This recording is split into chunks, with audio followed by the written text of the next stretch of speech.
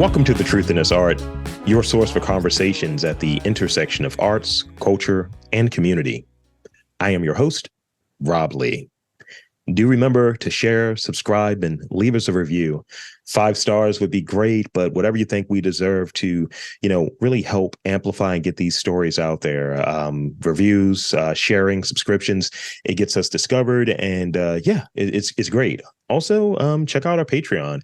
That exists as well. It's going to be in the show notes. And in addition, dive back into the archive with nearly 700 interviews. You're bound to find something that either you missed the first time or you should listen to again and really get that inspiration going. So thank you. Today, my guest is a freelance illustrator who weaves the threads of mythology, nature, and symbolism into his art. My guest is the creator of Botanica, a tarot deck about the language of flowers. Please welcome Kevin Jay Stanton. Welcome to the podcast. Thank you so much for having me. Thank you for making the time, coming on. And it's one of those things where I like to really show where that connection point is at. We didn't have a chance to meet in person at the Small Press Expo, but that's where I first became aware of you and a bit of your story. I was in that panel, then the tarot panel, which I was like, this is great. So this will be helpful for myself as well. Welcome you, but could you introduce yourself in your own words and share some of your early inspiration that helped shape your creativity? Definitely, yeah. My name is Kevin Jay Stanton. I am an illustrator that focuses mostly on, I would say, flowers, botanical art. I think my most popular project is Botanica Tarot, which is all about the language of flowers. And gosh, I mean, my first inspiration, I think unsurprisingly, I did a lot of projects on Van Gogh and Georgia O'Keeffe as a child. Good. So yeah, that was kind of always there. I actually found a book that my parents bought me, I think when I was 8. That's a book of beautiful plant photography. Just so yeah, I've always been drawn to plants and now spend my life drawing them. I was waiting for you to do that turn of phrase there, being drawn to plants and spending time drawing. I saw it coming and I was very excited. I was like, will I pull this off? Thank goodness. As you were saying earlier, it's like, I talk a lot, but yeah, it sounded better up here. Doesn't come. So that's fascinating. Like, having some of those like early reference points kind of show back up and it's like revisiting it as an adult. Like, I've talked about it on this podcast before that, one of those early experiences for me, I was probably, a teenager, but, like 14 though, like barely a teenager. And I would have like the small handy mics and we were in a very competitive school. So you're like, you might not be here next semester. Let me get your take on this thing. Okay. And that's what I was doing. And I was doing some proto podcasting like in the late 90s. That was a version of this. And even going further back because, and I've had to revisit this a lot recently. I wanted to be an illustrator. I wanted to be a comic illustrator specifically. And, just sometimes when you get the response from the school you didn't get in, and there's no sort of aftercare creatively, I was like, I'm done throwing my color pencils out of the window. This isn't for me and I'll never engage in it. And, I've been able to revisit that and do it in a different way. I'm now writing and, the partner I referred to earlier, at the con, we're both going there like, and we got a lot out of the con or the expo rather. Going there as folks who are writers of comics and enjoyers of comics and sort of small press. So that's really cool. And I'm happy that we were able to bring this together. Yeah, me too. I'm very excited. I'm glad you were at the panel too. Yeah, absolutely. So talk about some of the influences. You touched on two of them already, but I saw a bit more. So tell me about some of those other, influences and how some of these like elements from those influences show up in your work. Obviously, you have, Keith that's in there. Right? So some of the other Yeah. ones that come to mind. Well, it's funny thinking sort of what you were saying, thinking about things that engaged you when you were younger, and then only later you sort of realize you're following that. The book that I mentioned of flower photography, it was not until I was at least halfway into making the major arcana for Botanica that I realized um, it, every photo in that book is photographed on a black background, and they're like richly saturated photos. And truly, like a year into this project, at least, I was like, oh my God, it's so crazy to see, where that came from. And also, my mom collects Russian lacquerware boxes, or at least did when I was a kid. And they're also rich paintings on wood with black backgrounds a lot of the times. And so it's funny to see that crop up. But I mean, as a kid, I adored, I still love Pokemon. Oh yeah. And I don't know how much that actually shows up or not, but I was also completely obsessed with reading encyclopedias about the natural world. I have a book on minerals that I was just at the beach this past weekend, and I think about this book I had that was all shells. I think it was literally just photos of shells. Yeah. And I loved mythology as a kid, and I continue to love mythology. So, yeah, and fairy tales too. I read a lot as a kid, and it's funny to see. I'm working on something right now that is sort of like not a modern fairy tale. That sounds very pretentious, but it is very inspired by the sort of the like short moralistic quality that a lot of like fairy tales have, where it's like maybe you shouldn't have done that. That's the kind of crux. And yeah, I mean, I love video games. I love collecting like magical items in video games. That's definitely cropped up a lot too. So I mean, I'm hearing like whimsy, and I love that. Like, I one of the things in doing this and really just putting a lot that I have towards it, like, you get to a point where it's like, all right, time to be serious. It's kind of that. And, every now and again, I'll buy books, and I'm not an art person. I think that's one of the things that kind of works here. I'm someone that's curious.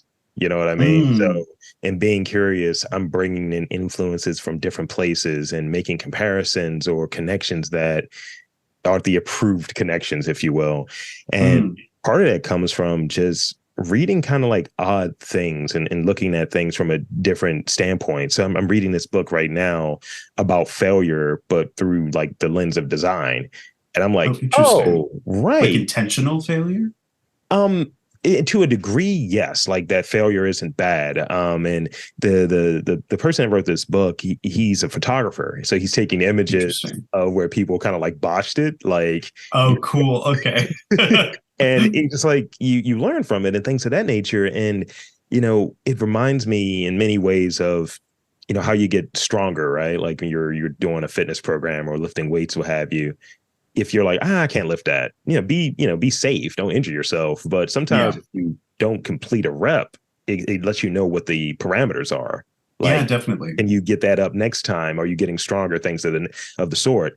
And I even remember speaking with a jazz musician a couple of weeks ago, and I was like, so you guys are just comedians, right? He was like, tell me more. And I was like, you're going to have to be more clear. I was like, intimate settings. You're out there like working through your work or what have you. He's like, okay, I'm hearing this. I'm hearing this. And I'm making connections. I think that's sort of the value that's there, that's sitting there. And, it all comes from sort of curiosity. I probably was annoying as a kid, just asking all types of questions. So why? Why? Me too. Oh, my parents used to call me the sponge because I would be like in the other part of the house, and I would be listening to whatever they were talking about. And I also just, I similarly, I think curiosity is a really nice word, I think, to describe my interest in things too. I just love to learn. I'm that person who someone will ask something random and I'm like, no, I actually do want to know, like, what is the population of this town? I don't know. Will I ever use it again? No. I was one of those guys that I would do really well at like 6 degrees of separation, especially when it comes to movies.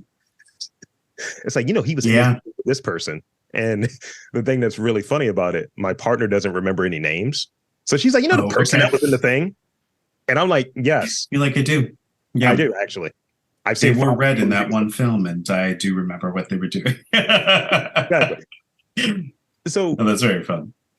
Let's delve a little bit into Botanica, Sure. tarot. So like it obviously, I was sitting in on a panel and, just sitting there like enthralled. And like, it was funny. I pulled out my notepad and literally was like, all right, KJS. I was just like trying to shorthand every person I wanted to talk to. So yeah.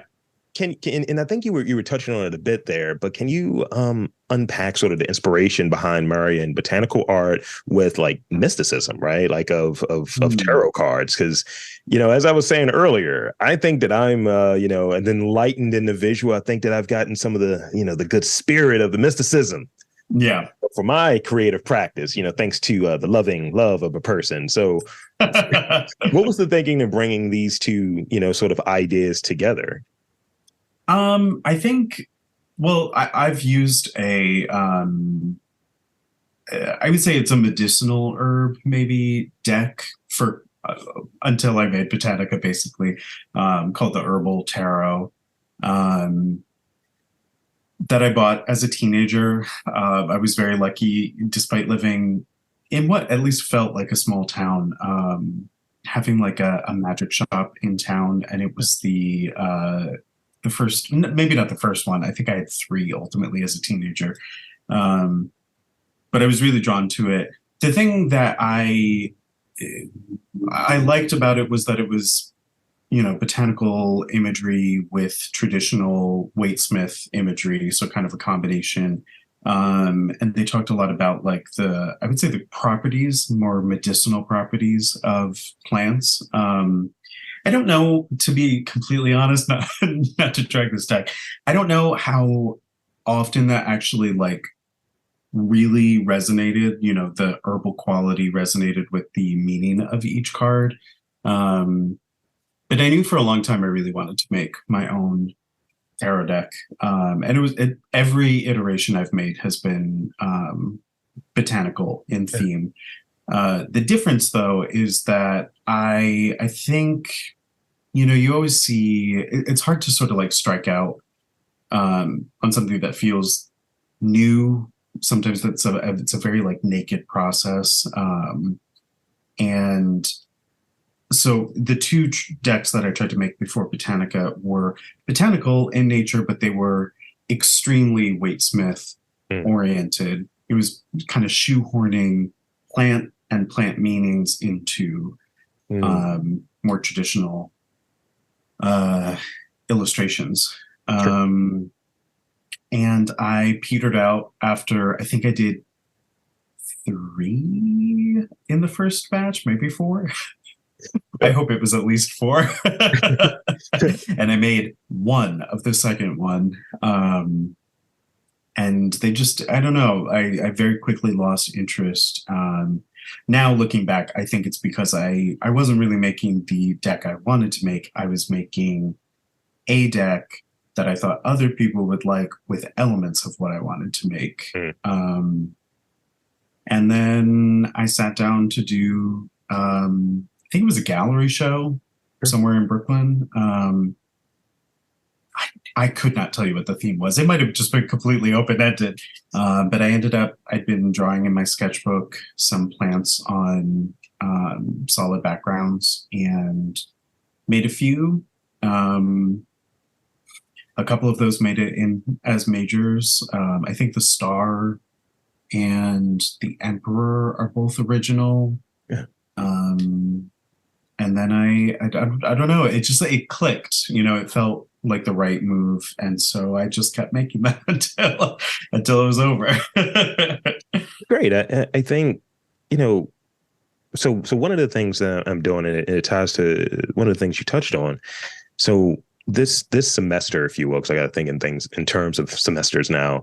I'm teaching for the first time, and Cool. teaching podcasting, and I had to revisit things like a novice, like a person that doesn't have any experience. And some might say I am a novice, but in going back into it, I talk with my students on if you're going to do something, don't do it for other people. You'll eventually find them, but do them for make the podcast that you would want to do. And I kind of heard that with you and kind of getting to that point of this is what I want to make, not sort of, well, maybe these people are and I can wedge a little bit of my stuff in there. Yeah. Yeah. It's you got to figure out what's the thing for you. And when I'm doing this, it might be someone who's a really cool person with a lot of clout, but it's hard to fake enthusiasm. It's hard to fake interest. It's hard to fake curiosity.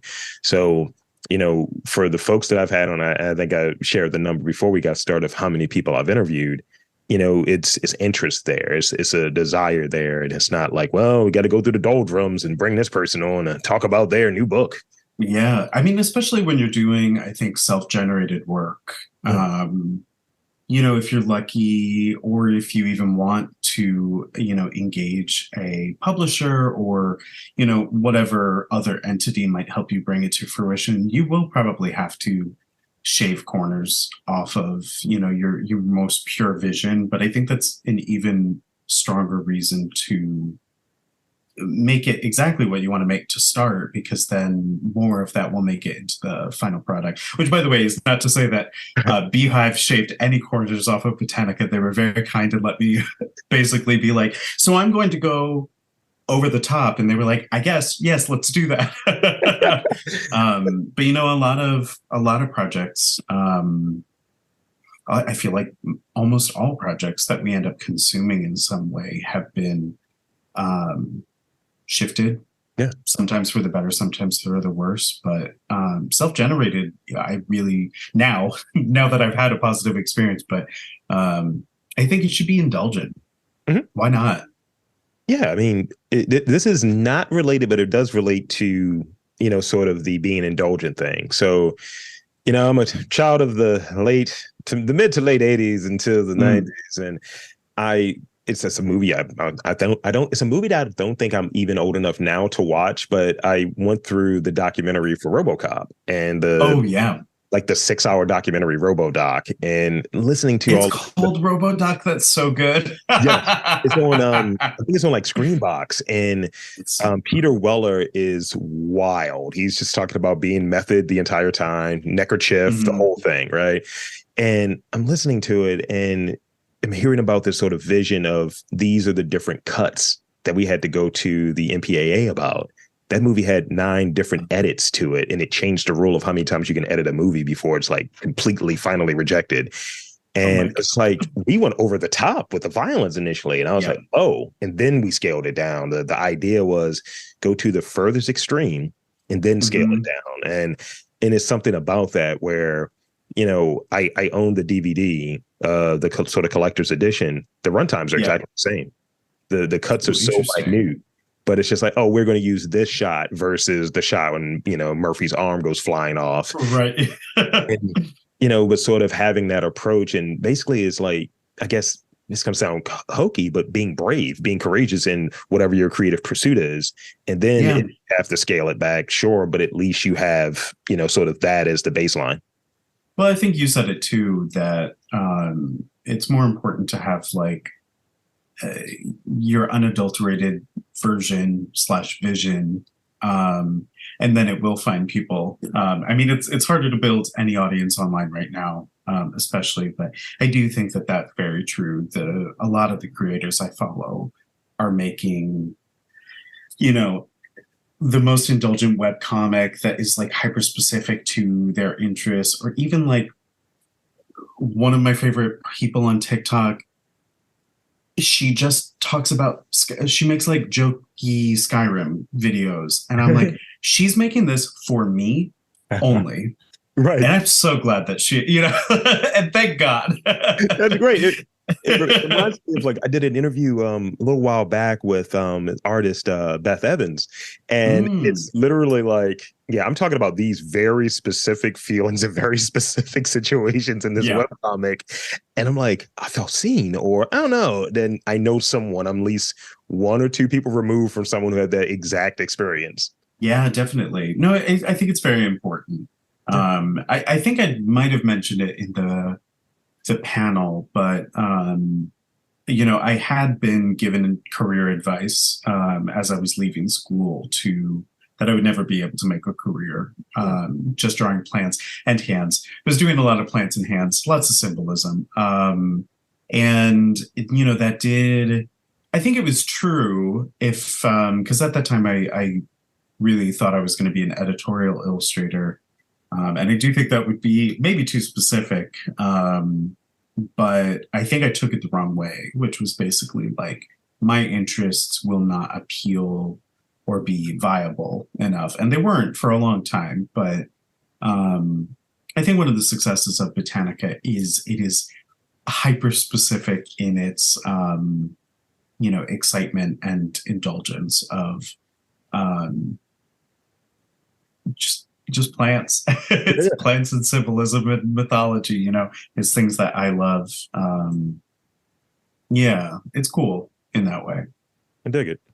So I want to touch back on a little bit with sort of, you know, the small press expo and my awareness, Yeah. you and that. I'm like, I'm a novice when it comes to tarot. Uh, how how was it like engaging to the degree in which you did? Because like I find that particular convention to be or expo rather to be a lot different than some of the other ones, like even the smaller Yeah. ones that are in the region.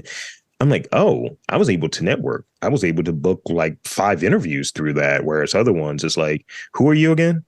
So, you know, speaking of sort of being there in an environment like that or being around quote unquote your people, we Yeah. talk about what that is and being able to be in community and in, I guess, sort of fellowship with your peers and even people who are buying your work and supporting your work.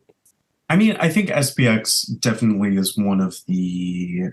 I wouldn't say I do a ton of conventions, but SPX has always been just like this warm, inviting place where people like to talk about your work on top of, supporting you by buying your work. I think there's a level of engagement that is hard to find a lot of the time. I mean, my first SPX I shared, and I don't think they let you do this anymore. I shared a third of a half of a table. My corner. um, and actually I ran into this sort of speaks to it too. I was only at the show for half of Saturday this year. I had a signing and then the panel, and then I had to race home because I screwed up my schedule. But even in that time, I got to run into the two people that I shared that third of table with, Ian Densford and Alec McGovern, and it was such a like nice kind of full circle moment. Even though I've seen them since, but to be there, God, I think maybe a decade, maybe 2013. Oh yeah. But are excited about your work, I think is so important.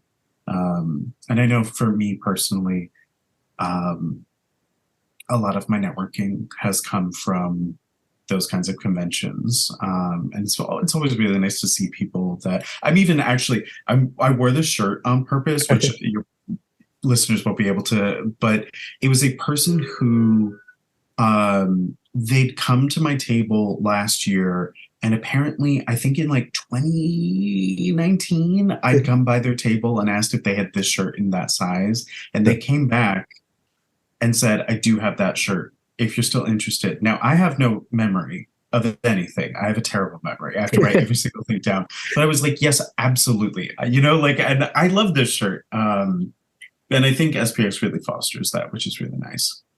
It's great. It's one of my favorite to go to. And this was only the second year that I've gone, but Oh, wow.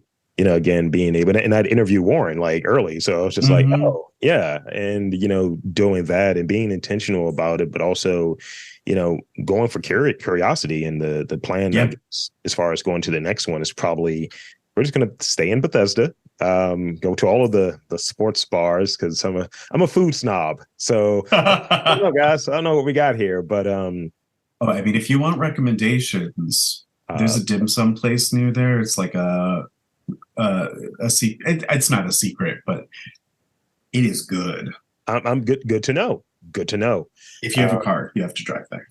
yeah, I'll Uber everywhere. It's fine. Okay, you're good. After this, I'll tell you. Absolutely, absolutely. Yeah, because it's I look for that. Like, I had and this is slightly related, but the thing you were mentioning as far as it feeling warm and inviting, like not only the sort of setup, it's it's a different vibe. Like I went to a convention that I've gone to 6 in a row of, Yeah, and I didn't get that. It felt more, transactional. state. Yeah, and I actually was escorted out of Wait, what? a panel that had a really weird rule about the seating. They didn't have the proper capacity, and I was like, I'm not going to wait in line. I'm already in the room. Why would I step out to get into a line that I can't get into the panel I'm already going to sit in on? Oh, And judging by my size, you wouldn't have probably seen me. I'm 6'4", so it's like I'm a oh, large. So they're like, yeah, we're going to get security. They looked at me when they said it. It was oh 6 of my us that were there. God. So it was kind of like I'm here. I'm wearing an anime. I'm wearing a Yu Yu Hakusho shirt. Like, who am I threatening? Like, Yeah, seriously. And also, like, when you're already in the room, is it not just easier to be like, okay, right. sure. And you start speaking common sense. But the funny thing about it, going to SPX, we ended up. It was like a black horror panel, and Yeah. going to like SPX, we were able to go to a different horror panel, and I was like, oh, right, this was the thing we missed out on. Great, Oh my this is a better God. version of it. And but yeah, I think that sort of convention in the setup, it was just great. And being able to, I think you're the second of 5 people that I've booked interviews with from Oh, that cool. con. And I got Jonathan Bayless initially, who was very funny. We were joking about being Aquarians, which was something.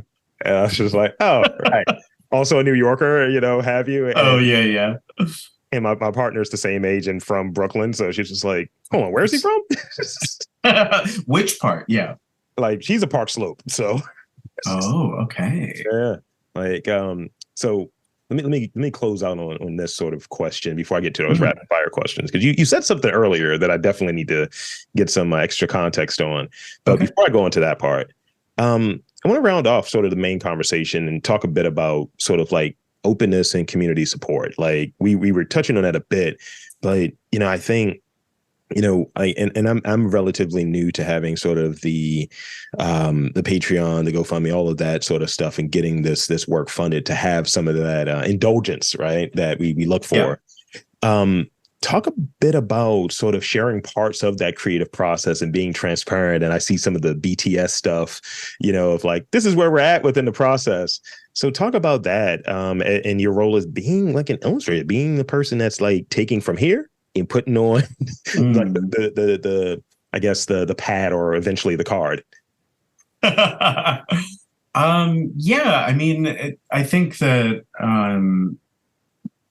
again, social media now I think is a lot more difficult, but um I can literally track at least one trajectory of my career from conventions, from community, and not in a um, I feel like sometimes think it's like, okay, I'm going to meet up with this person and then this person is going to put, like, it's never that clear. Yeah. But I remember at Mocha in New York, I remember meeting someone who many, like, way later introduced me to like an opportunity that led to me meeting one person, which led to, like, I can see that like sort of connection. But even beyond that, I think, even beyond like the career part of it, I do think that there's so much importance in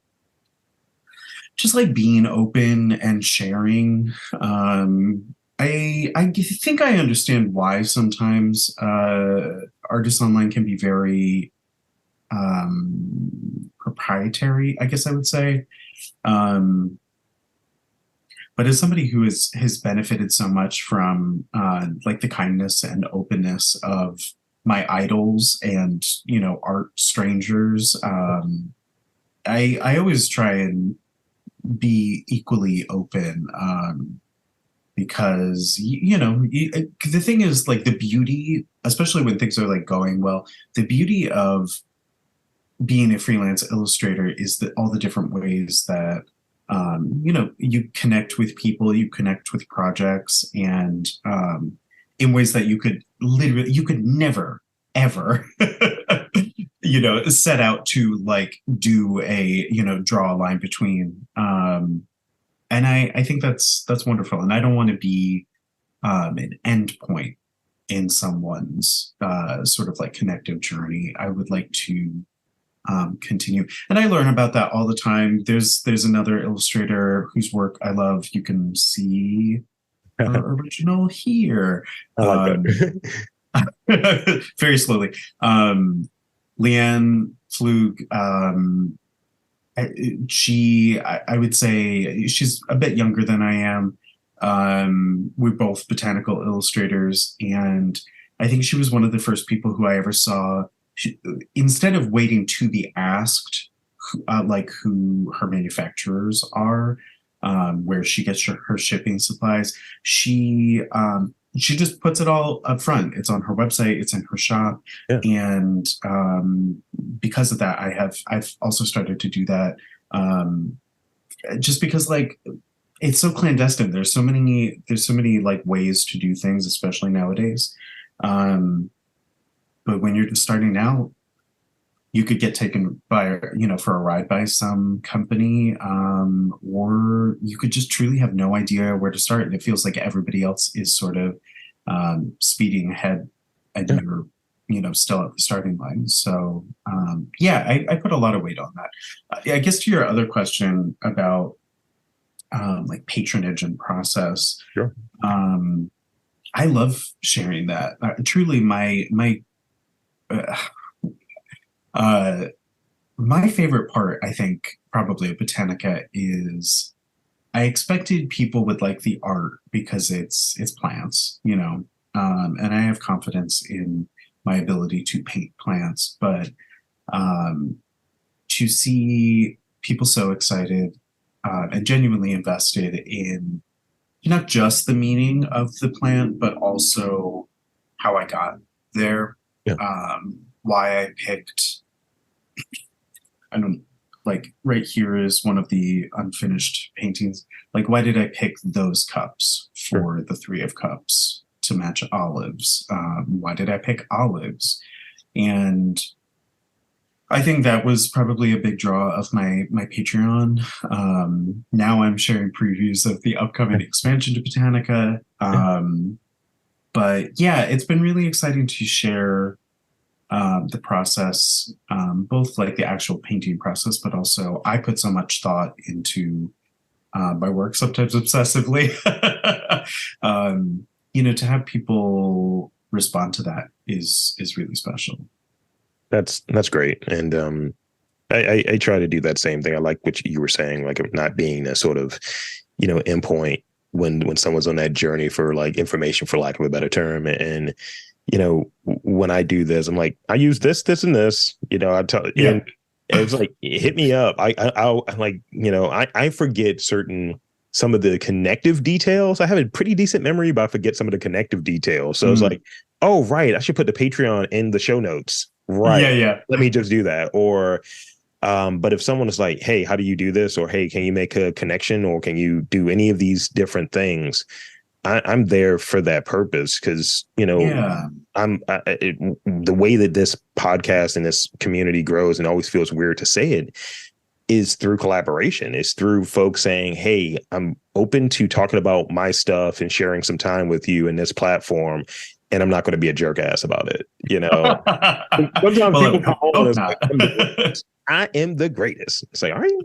Are you done? No, I agree. And I also I truly love, like, I get inspired by the people I follow all the time. So to hoard any knowledge that I might have gained from um, scrolling on Twitter and seeing, I saw somebody post a specific way to use one tool in Photoshop that has changed my workflow.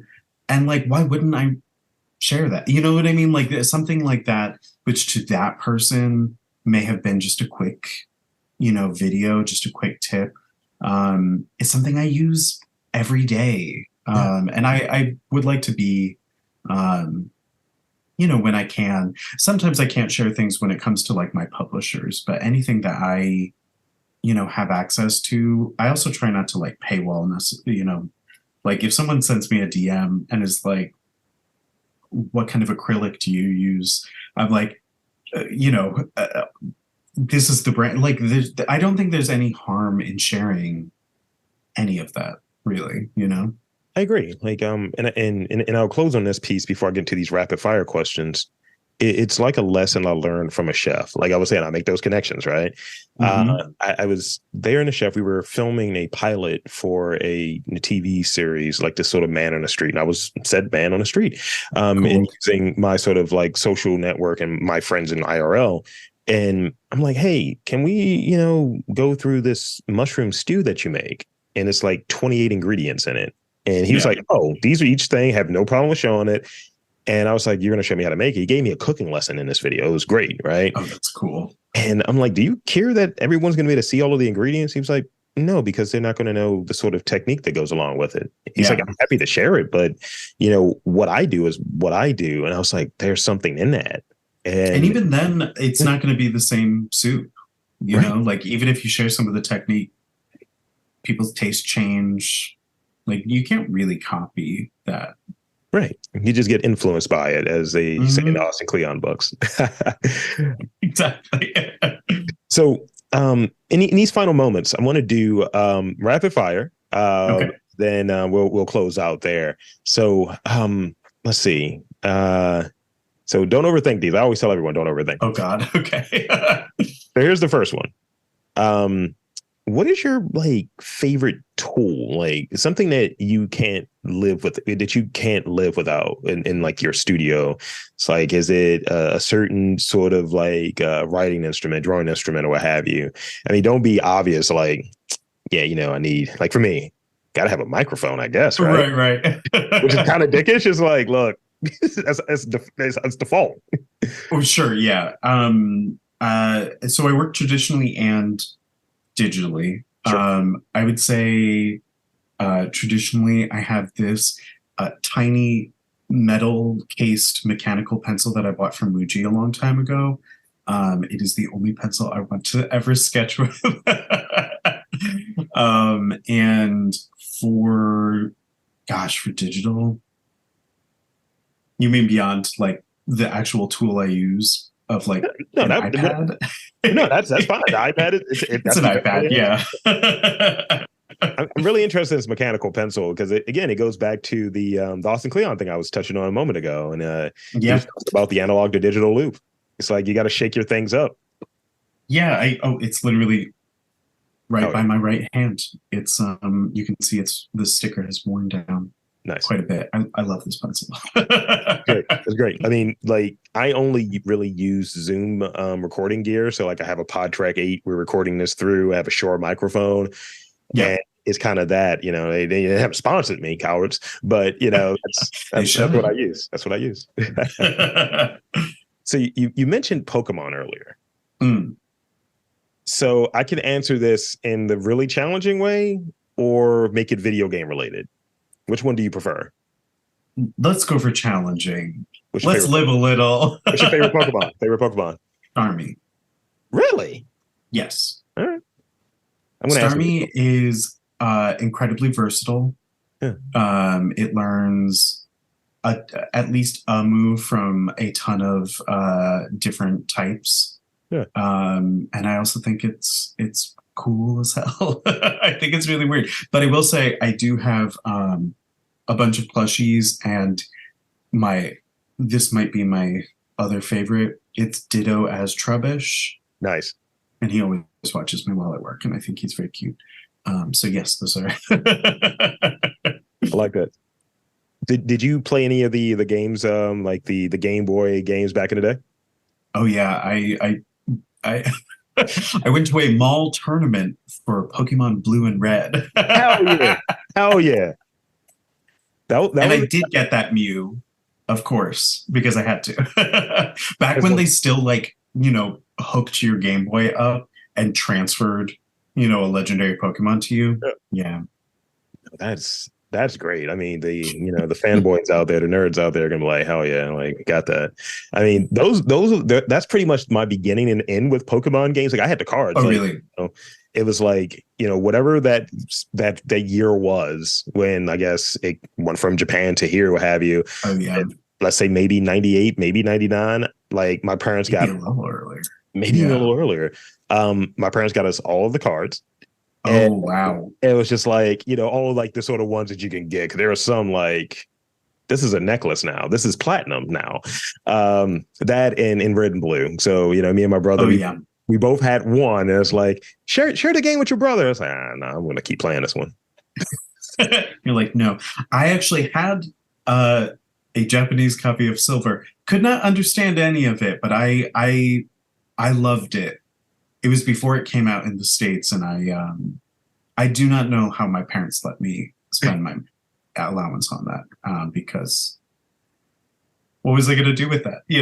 Right. What was I doing? I mean, you get those imports, that sort of era, like, me and my brother were really into sort of the more action oriented stuff. And that was what pulled us in because, we're not, karaoke, right? But when that Pokemon theme comes on, it's like you almost have to do like, almost got the theme. All 151. So this is the last rapid fire question. And I'm always curious about this because, as a person that sort of looks for those hacks and those things that folks do to, kind of like give themselves space. Yeah. What, if any, are your restorative or practices or rituals? Like, getting the day started, working on something creative. It can be a challenge sometimes of like, damn it, this is not good. I'm not working through this, or it didn't hit the way that I was hoping it might have hit, or what have you. What do you do to kind of like, refill your cup, if you will? I go out in the garden now. I'm very lucky that we found a place that I could build a couple raised beds in Brooklyn, and truly, like I'll be like, I'm gonna leave the house, and go step in that, and that always kind of like clears my head. Although there was one time I was really upset about something career wise, and my boyfriend Kyle had been like, oh, why don't you go, like, just take a moment. They'd listen, and they were like, you should go into the garden and just, spend some time there. And so I did do that, and I felt amazing until I saw, we just built them, and I planted a very few things, and then I saw saffron that I planted was actually blooming, and I wasn't even expecting it to grow until like a year later. So I burst back into the house, crying again, because I was like, there's still beauty in the world, But they were like, what happened? I was like, I could still be surprised by things, completely rational. That's funny. But my secret, I do have a secret weapon for this. Sure. I think you probably would have to like anime, because sometimes people aren't exposed to anime at all. It's hard to be like, you should watch this, but there's an anime about making an anime. I don't know if you know it. Do you know this? I'm gonna look this up. It's called Keep Your Hands Off of Azakin, and it's about 3 girls in high school who want to make anime, and I have chills thinking about it right now. I cannot watch this a lot because it is so special to me that I can never like, wear out the tires on it. But it's two of the girls have like a lot of passion, creative passion to make what they want to make. And the third girl is all business. And it's such a well-studied, well-rounded look at not just the fun of making something, but also the trials and tribulations that come with it. And then also how to overcome those, how to make something that's not perfect, but still make something. And I mean, honestly, Rob, it truly like, it's something really special. And I've talked to a lot of people this year who have felt kind of burned out. Yeah. And it is like my number one recommendation, just because I think it's earnest, but it's also honest. And I think it's something really special in that regard. So if you like anime and you're feeling kind of low, I would watch Keep Your Hands Off the Face Again. I'm here for it. I definitely need because my partner is a little older than me, and she would reference stuff from a certain era, and she was like, "Did you ever watch Jim and the Holograms?" I was like, "Nah," and now that's what I watch. When it's one of those times where it's like, it's always cartoons, it's always something like animated that, I don't know, just gives me sort of that juice when, I'm kind of like down about certain things. For a long time, and I don't think I've shared this on the podcast, for a long time, it was Phineas and Ferb. And I was just really? Yeah, man, and Never Ending Summer. This is great. And, something on the Disney Channel, because it's like it's banal, it's cheesy, it's peppy, all of that stuff. Mm-hmm. But it's so counter to this. And even, sort of like any animation is something that if it feels so foreign from what the day-to-day is, if someone were to animate, like I'm based in Baltimore, right? So if someone were to animate like me in Baltimore or things that I know, I'm like, all right, it better be like a sassy cat or something that pops up. It's just too close to real life. I don't know if I want that. Yeah, like I don't want to see this. So that's pretty much it for the podcast. So one, I want to thank you so much for coming on, spending some time chatting with me. And two, I want to invite and encourage you to share with the listeners where they can check you out, your work, social media, website, all of that good stuff. The floor is yours. You can find my work on my site, which is kevinjaystanton.com. As I mentioned earlier, I am working on an expansion of Botanica. It's all about plants and their interactions with animals, based on real interactions in our world, which is very fun. And it's 33 new cards, which I'm very excited about. I actually, right next to me, have all of the unpainted panels stacked on my desk. I'm on Twitter, I'm on Instagram, and I also have Patreon where I talk about my process. And I think that's probably it. There you have it, folks. I want to again thank my guest, Kevin Jay Stanton, for coming on to the podcast and sharing a bit of his journey with us. And I'm Rob Lee, saying that there's art, culture, and community in and around your neck of the woods. You've just got to look for it.